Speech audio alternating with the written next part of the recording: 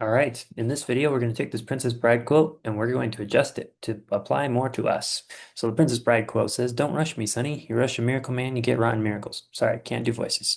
All right, what we're going to do is we're going to replace some of the text to make it apply more to us. So we're going to take this movie quote and we're going to replace miracle man with programmer because that's what you are. All right, so we'll say let um, new quote. So we're creating a new variable. It's called new quote, and we're setting it equal to the movie quote, except we're going to use replace. So we'll say dot replace, and then this takes in two pieces of information. The thing we want to replace and what we want to replace it with. So we want to replace the text Miracle Man with the text programmer.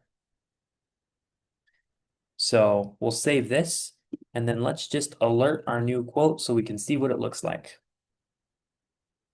So we'll save it. We'll come over to our web browser and it says, "Don't rush me, Sonny. You rush a programmer, you get rotten miracles." And while programmers do perform things that people might consider miracles, it might be better to replace the word miracles with code.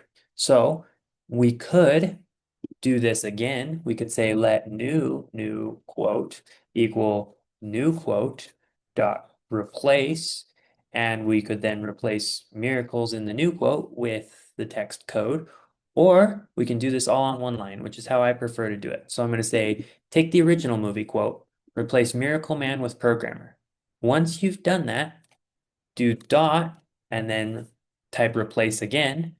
And then now we're going to say miracles and we're going to replace it with code. So what this does is it goes into our movie quote, it replaces every occurrence of Miracle Man with the word programmer, and then it replaces the word miracles with the word code.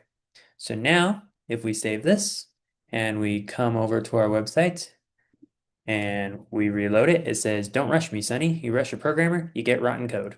And that concludes this video. Thanks for watching.